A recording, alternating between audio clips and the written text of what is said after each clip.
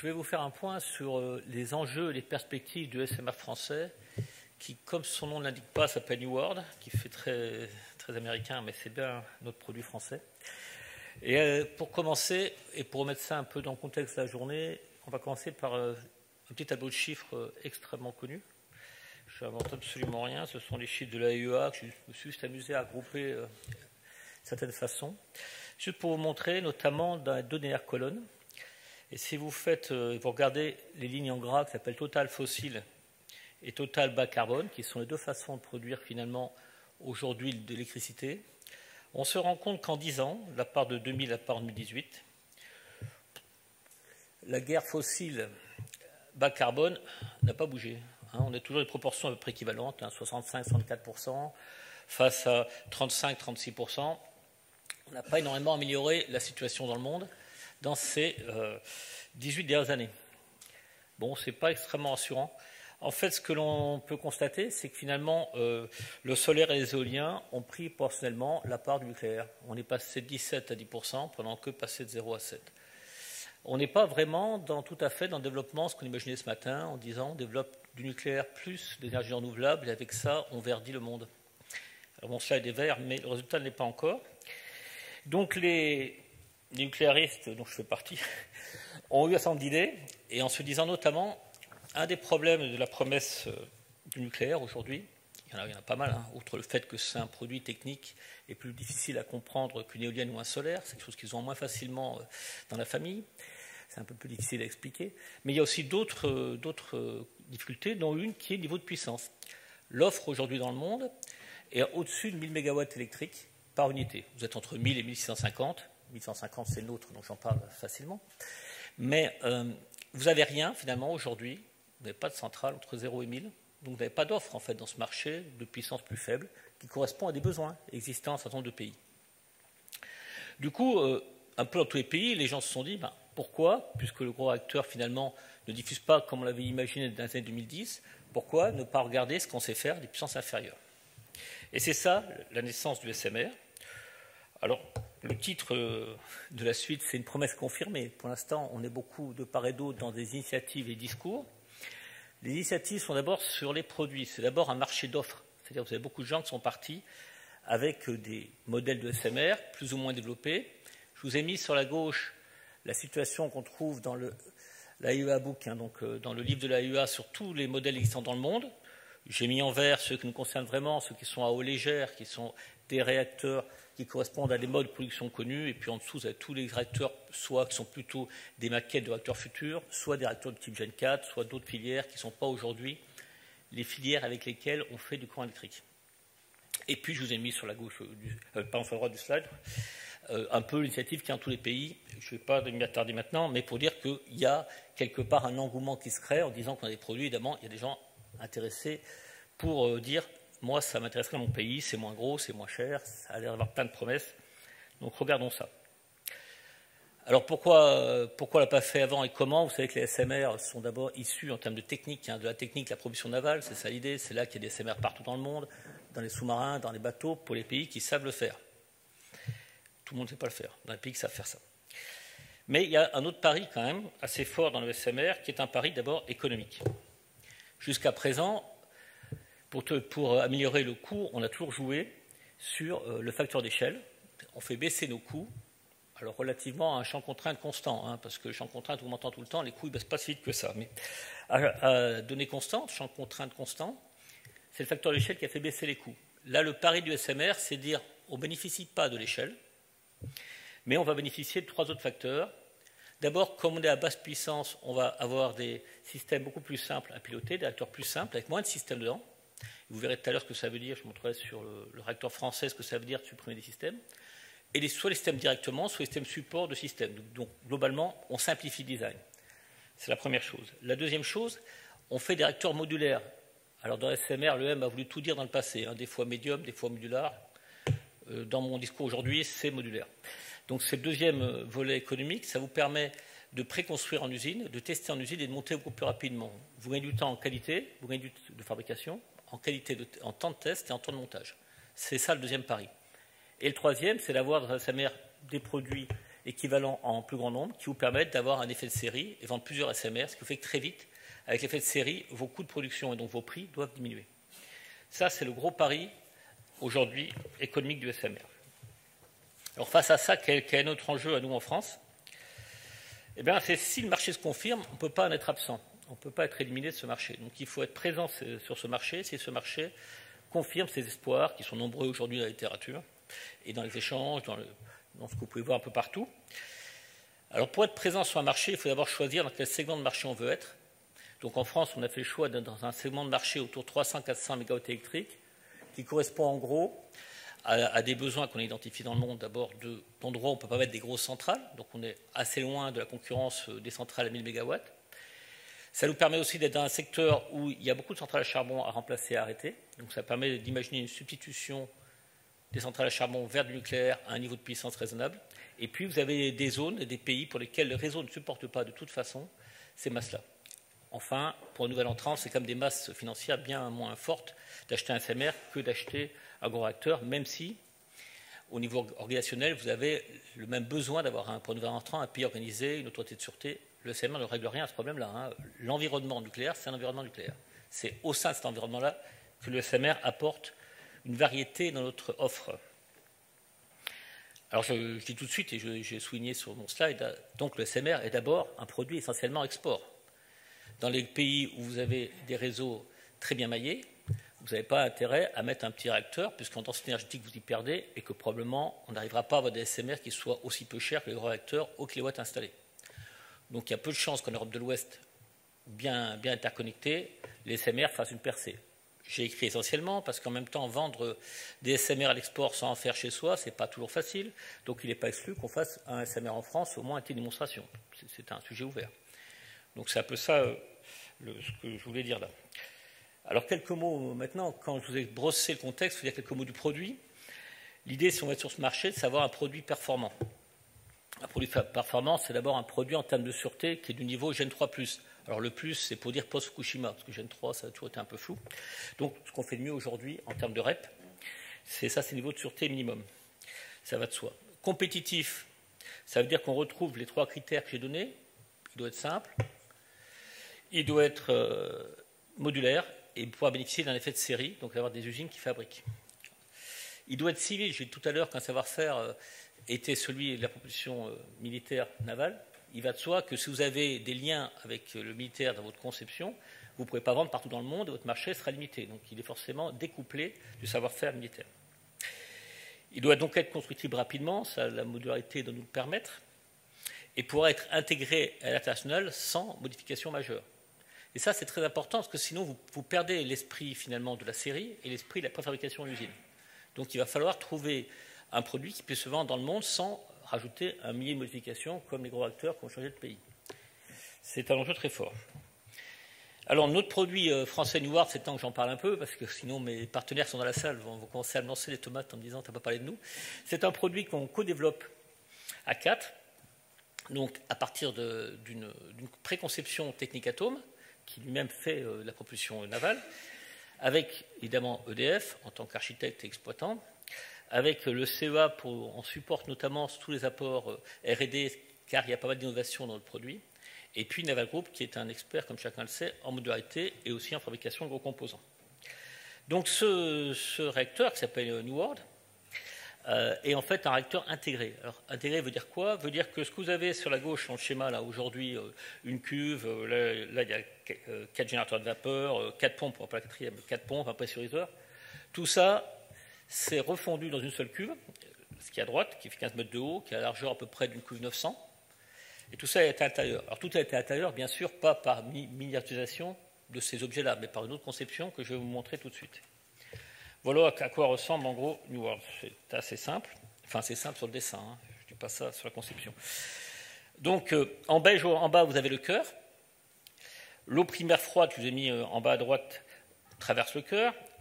Elle monte à travers, elle s'échauffe. Arrivée en haut, elle est réaspirée par les pompes primaires qui sont horizontales, en jaune sur les côtés, hein, et qui donc aspirent en haut, refoulent en bas.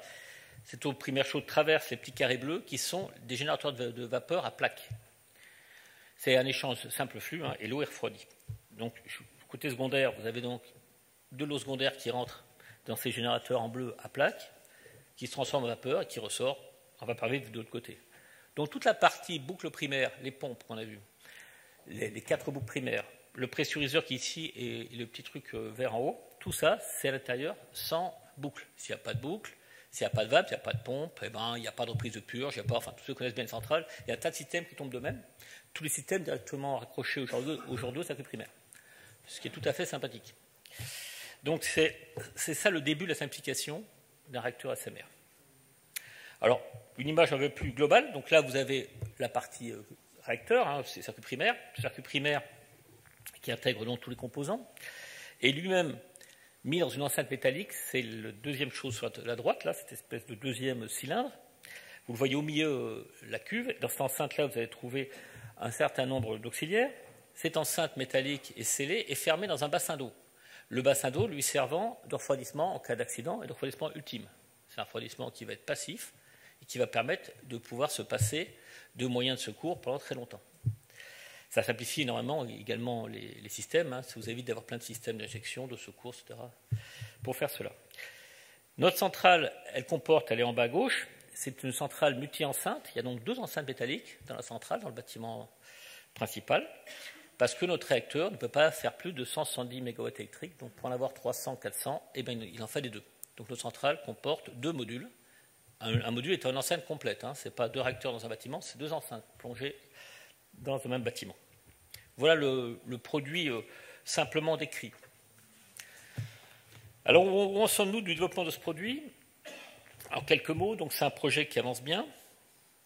Nous sommes en phase d'avant-projet sommaire depuis le mois de juillet dernier. Objectif, finir cette phase en 2022, rentrer en basic design ou en avant-projet détaillé selon le pays, selon le vocabulaire qu'on emploie. Tout ça pour être capable d'être quelque part sur le marché au début des années 2030 ou au fin des années 2020. On accélérera si on peut trouver des opportunités, on pourra mettre plus ou moins accélérer un peu le projet, mais pour l'instant, on est sur une fin d'année 2020 ou un tout début d'année 2030. Pardon, c'est moi qui fais des bêtises. Voilà grosso modo pour ce projet français. Alors, quand on en est là, il faut quand même se dire 2-3 petits mots, parce que je suis allé un peu vite dans la présentation, l'air de dire tout roule. Ça roule, mais ce n'est quand même pas des projets forcément très faciles. Alors, je voulais réinsister sur les facteurs clés de succès des SMR. Bon, le premier, c'est bien sûr la sûreté. Pas de nucléaire sans sûreté. Donc là, c'est forcément des réacteurs Gen 3+, alors civils pour les aspects dont j'ai parlé tout à l'heure, limitant les risques de prolifération. Donc on parle bien là de SMR à eau légère, sur des filiales bien connues qui ne posent pas de problème d'export particulier. Bon, non, quelques limitations bien classiques. Modulaire, ça j'en ai parlé, c'est important pour le temps de montage. L'effet de série pour baisser les coûts aussi, et simple. Ces 4 premiers points, je vais en parler. Je voulais juste insister ici sur les points suivants. D'abord, la partie standardisation et harmonisation des réglementations. Si on dit qu'on ne veut pas faire plein de modifications en changeant de pays, il faut 2 choses. Que la conception prenne en compte les différentes exigences. Et là, on a un bon retour d'expérience dans le monde. On a licencié de perdre un tas de pays, donc on connaît bien où commencer à le faire. On connaît bien la réglementation américaine, anglaise, chinoise, finlandaise, et ainsi de suite. Donc, on a une petite idée. Donc, essayer déjà d'avoir des solutions qui passent facilement dans ces pays-là. Et puis, il y a des endroits où il faudra aller négocier avec les autorités de sûreté pour essayer de trouver des équivalences de façon à ne pas refaire 2 fois ou ne pas faire de modifications majeures, notamment dans la partie cœur de l'installation. Bon, si les modifications sont dans les portes d'accès, on trouvera une solution du bâtiment. Ce n'est pas tellement ça le souci. Il s'agit bien d'un souci au niveau du cœur de ce réacteur. Il y aura bien sûr besoin d'un fort soutien politique, notamment des marchés export, pour trouver vos financements. Et puis, dans un marché international, le nucléaire est un objet éminemment politique. Plus vous avez d'appui d'État, au singulier et au pluriel, mieux vous vous portez. On ne part pas à l'export sans son État. Donc, il faudrait bien qu'on ait des appuis qui vont bien. Tout ça pour dire qu'il est quand même très difficile, sauf si vous avez un marché intérieur très large et très réservé, comme nos amis chinois ou russes. Mais pour les autres, si vous voulez aller à l'export, il est très difficile d'y aller tout seul. Donc, face à ce constat, on s'est dit que s'associer pour aller dans le monde nous donner une chance de mieux réussir ce projet New World. Donc, en septembre dernier, il ne vous a pas échappé qu'au sommet de l'AEA, nous avons signé un accord exploratoire pour un partenariat avec Westinghouse. Ça a été, donc, là vous avez la photo qui célèbre ça. Pourquoi un partenariat avec les Américains? pour plusieurs raisons. D'abord, comme je dis, c'est assez compliqué ce marché à attaquer, et donc plus on est allié, moins on a de mal à rentrer sur les marchés. Bon, d'abord, on est deux grands leaders, EDF et Westinghouse, du monde de l'industrie nucléaire. Et combiner ces deux leaders-là, ça vous donne à la fois un poids et une image tout à fait incontestable dans le monde. Je dirais que quand on a signé cet accord, beaucoup de gens ont été un peu ébahis en disant « Oh, ça nous rappelle quelque chose ». Deuxièmement, on a, disons, partagé du marché des SMR et des cibles. On est tous les deux convaincus que le vrai marché il se promène quelque part autour de 300-400 sur les centrales charbon. Donc c'est important d'avoir une même vision. Nous avons une capacité à coopérer de très longue date entre Westinghouse et EDF, que ce soit il y a très longtemps dans la construction de centrales, que ce soit maintenant dans la maintenance du parc nucléaire. Ce sont des domaines dans lesquels nous savons travailler ensemble. Et nous avons une compréhension commune des défis qui nous attendent sur ce marché, ce qui est quand même important à partager. Ceci pour dire que, bon, notre enjeu, c'est d'être là dans le monde si ce marché démarre. On pense qu'y être seul, ça risque d'être un peu difficile, donc on cherche actuellement à s'associer. Voilà où nous en sommes à ce jour. Et on en est là au service d'une vision qui est très simple finalement pour nous. Il s'agit juste d'imaginer un paysage charbon qui se transforme en paysage New World. Parce que franchement, si le nucléaire ne vient pas attaquer les zones charbon ou gaz, on va risque de se retrouver dans la situation que j'expliquais tout à l'heure, où finalement ça ne bouge pas entre la somme des énergies non productives de carbone, non émettrices, et celles qui émettent. Il faut absolument que cet équilibre 2 tiers, 1 tiers évolue. Je vous remercie.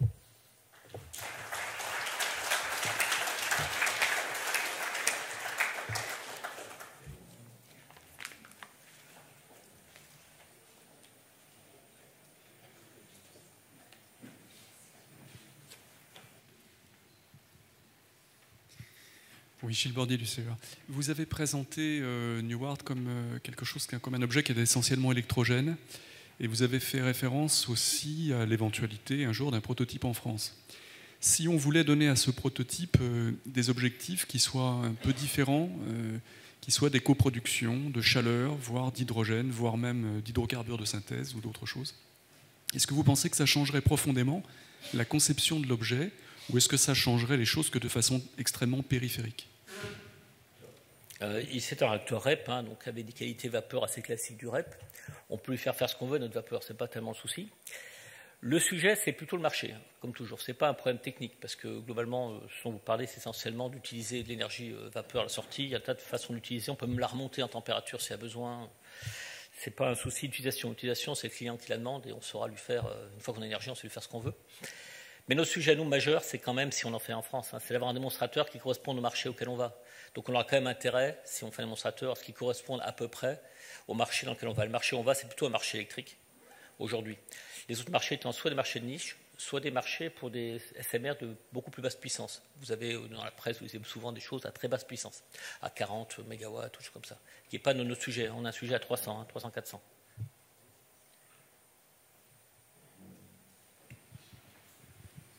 Oui, Videbazay, Foratom. Question sur la question. La question du licensing, qui est une vraie question qui est même au cœur de certains nombres de discussions sur les SMR et pas qu'en France.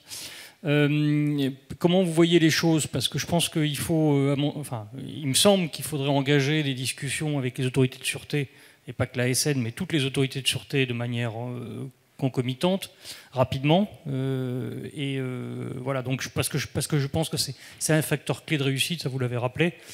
Voilà, qu'est-ce que vous comptez faire là-dessus? Et puis en termes de coopération, est-ce que vous envisagez des coopérations européennes sur le sujet? Parce que je pense que c'est important aussi d'avoir cette dimension européenne quand on a un produit français au départ. Question. Sur la partie autorité de sûreté, alors il y a déjà des démarches qui existent, notamment des rapprochements entre l'autorité de sûreté américaine et canadienne. Le Canada fait en ce moment de l'appel du pied assez fort sur le SMR, donc c'est un pays cible pour tous les fournisseurs. C'est un pays clé pour nous. Il y a également des démarches côté ONR. L'autorité de sûreté anglaise fait également des démarches vers ses collègues pour essayer de trouver des modes communs de normalisation ou en tout cas au moins de réglementation commune ou d'équivalence sur les SMR. L'autorité de sûreté française, on a déjà rencontré à plusieurs reprises pour expliciter un peu ce besoin-là, donc nul doute qu'elle y travaille aussi également. C'est un sujet clé. C'est un sujet clé et c'est un sujet qu'il faut effectivement traiter, mais que tous les fournisseurs du marché libre, si j'ose dire, se posent. Donc c'est une vraie question. La seconde, sur les partenariats, on était ouvert à ça, et on est toujours ouvert à un certain nombre de partenariats, c'est assez évident. Dans le nucléaire en Europe, mis à part les Anglais qu'on connaît bien par ailleurs, il n'y a quand même pas énormément de monde va venir avec nous, très honnêtement. Côté anglais, on a effectivement eu un certain nombre d'échanges déjà avec eux. Bon, il se trouve que pour l'instant, c'est plutôt le démarrage plutôt avec Westinghouse pour cette première phase. On verra pour la suite.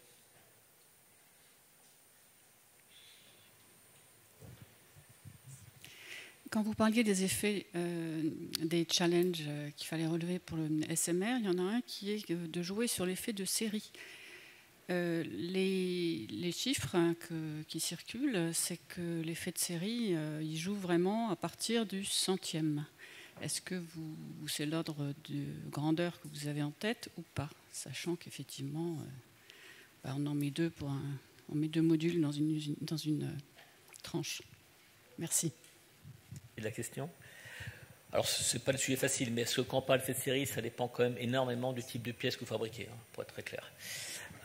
Il y a des coûts qui peuvent baisser très très vite sur certaines pièces complexes. En particulier, ce que je n'ai pas montré, parce que on m'a demandé un exposé court, j'ai fait court, sur le design, c'est par exemple dans un seul réacteur, chez nous, il y a là 8 générateurs équivalents, des générateurs à plaques. Donc déjà, et donc comme il y a 2 réacteurs par usine, déjà la première usine, vous avez déjà 16 réacteurs communs. Comme on imagine en vendre des dizaines quand même, vous allez très vite dans les 160, ça va extrêmement rapidement sur ces nombres-là. Donc c'est bien ce qu'on compte. Vous avez le nombre de pompes, il y a aussi beaucoup de pompes par réacteur. Donc tout ça, ça va aller assez vite. Effectivement, ça correspond à notre équilibre économique de toute façon. Donc c'est bien bien cohérent avec l'idée qu'on en a. Après, je viens de le dire, on est en début de marché, en début d'offre. Il faut confirmer tout ça au fur et à mesure qu'on avance. On est toujours prudent quand on rentre dans les projets. On a fait beaucoup de projets, donc on est toujours prudent. Alors, j'ai le micro. Hop, je suis là. Je vais revenir sur les partenariats. Il ne m'a pas semblé voir les gens de Naval Group sur la photo, alors qu'ils y étaient au départ. Donc, est-ce que c'est un vrai... Et pourquoi d'ailleurs? Est-ce que c'est un vrai partenariat avec des complémentarités ou est-ce que c'est vraiment une alliance de 2 qui se ressemblent et justement pour jouer sur les effets d'échelle, sur des marchés extérieurs en dehors d'Europe? Dans notre... Oui, c'est une excellente question. Sur la fin, comme je l'ai montré, l'objectif c'est de créer, d'avancer Neward à 5. Donc les 5, c'est les 4 Français dont Naval Group, qui étaient bien et à la fois dans le slide numéro 3 ou 4, je ne sais plus, et dans l'antépénultième.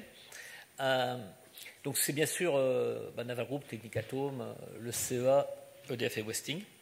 Ensuite, dans les différents rôles, EDF a le lead pour tout ce qui est finalement commercial et recherche partenariat. C'est pour ça que c'est nous qui sommes allés à la recherche de ces partenaires. Ça fait partie de notre rôle dans la filière française. Mais pour autant, c'est bien pour un partenariat 5, c'est bien ça l'idée. Il n'y a aucun souci là-dessus. J'ai essayé de le dire, je ne sais plus mes slides, mais vous verrez que c'est dedans. Il n'y a aucun souci. Pour construire, il faut codifier. Aux États-Unis, ils sont très avancés là-dessus. Est-ce que vous envisagez de vous mettre sur le même schéma de codification?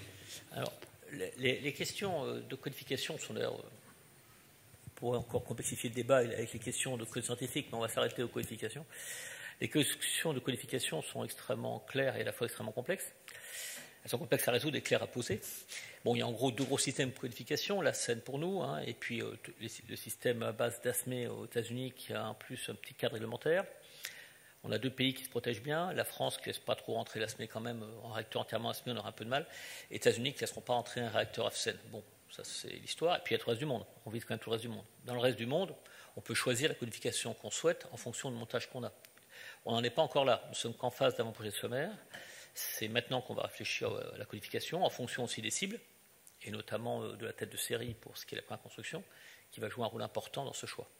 Donc le choix précis de la codification ou du mélange codification, parce qu'on peut être capable de faire de la scène mélangée aussi avec une part américaine, ça on sait faire, et ça dépendra beaucoup des cibles et des premiers clients. C'est la réflexion est devant nous. Si tu veux un micro.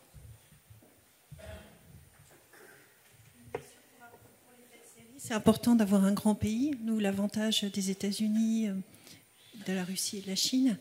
Un des grands pays, je dirais, qui reste à prendre, c'est l'Indonésie.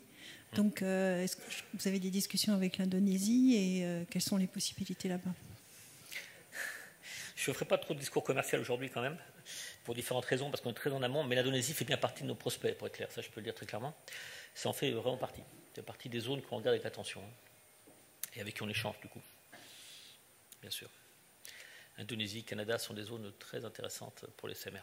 Le Canada, parce que c'est un grand pays qui a des zones où on ne peut pas accepter des gros acteurs, notamment dans le centre.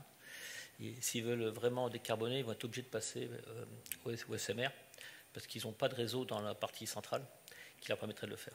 Donc le Canada nous intéresse bigrement.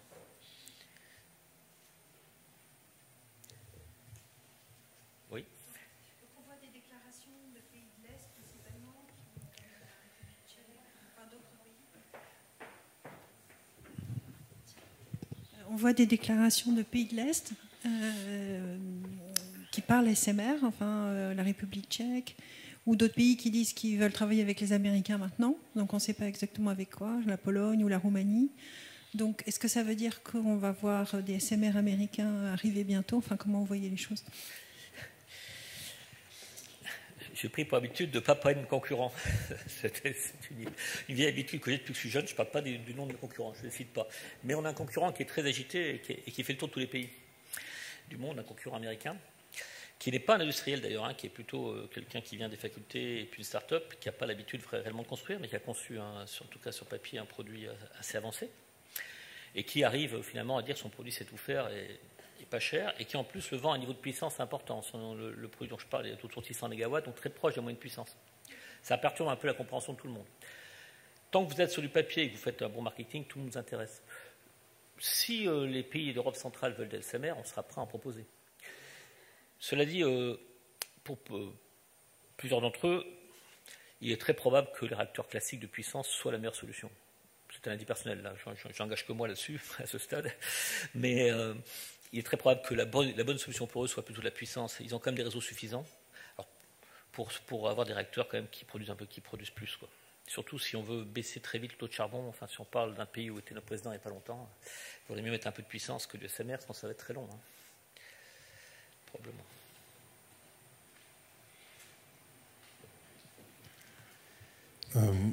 L'évolution des modèles en France a montré qu'on allait vers une puissance de plus en plus élevée, et avec comme corollaire, pour répondre aux exigences de l'autorité de sûreté, des redondances de plus en plus fortes et de plus en plus complexes à mettre en œuvre, qui ont d'ailleurs notamment contribué à quelque part à annihiler une partie de la baisse des coûts attendus au mégawattheure.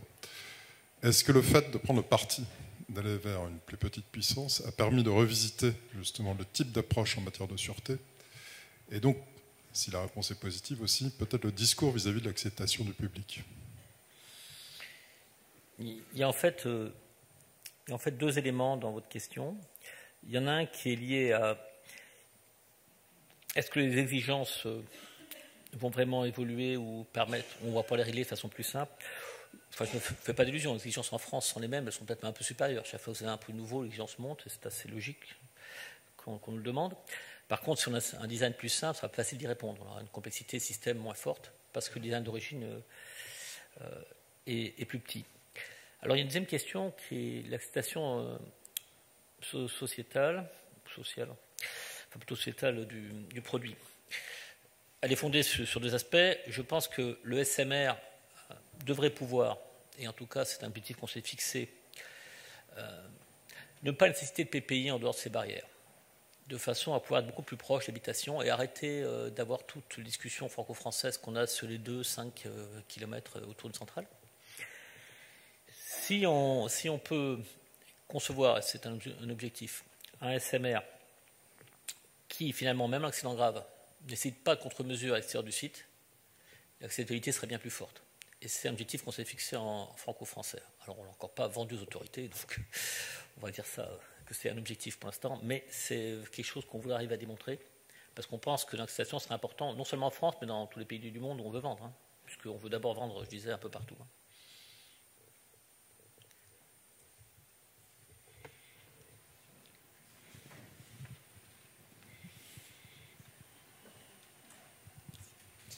On a beaucoup parlé de la filière ce matin. Donc là, la filière, elle prend une dimension supplémentaire. C'est la capacité à produire dans de plus grandes quantités. Le tissu industriel français qui concourt aujourd'hui à la technologie qui sert de base, il fabrique en petite quantité par définition. Donc finalement, comment on se prépare à ce changement d'échelle? Alors, changement d'échelle, j'espère. Faut être clair, parce que là, on a dit tout à l'heure qu'il faut conforter ce marché. Je ne veux bien pas vendre la peau de l'ours sans en avoir fait quoi que ce soit. Il est clair que là, pour l'instant, d'abord, c'est un horizon un peu lointain. C'est un travail qui va se faire, un travail essentiellement, je ne saurais pas vous dire aujourd'hui où sont les usines et qui fournit quoi, pour être très clair. C'est une question qu'on nous pose tous les jours, mais on n'y répondra pas maintenant, c'est beaucoup trop tôt. Mais je pense qu'il y a effectivement des opportunités qui seront là. Et on reviendra en reparler un peu plus tard. Je pense que là, c'est vraiment trop tôt pour que je vous parle d'industrie dans ce projet.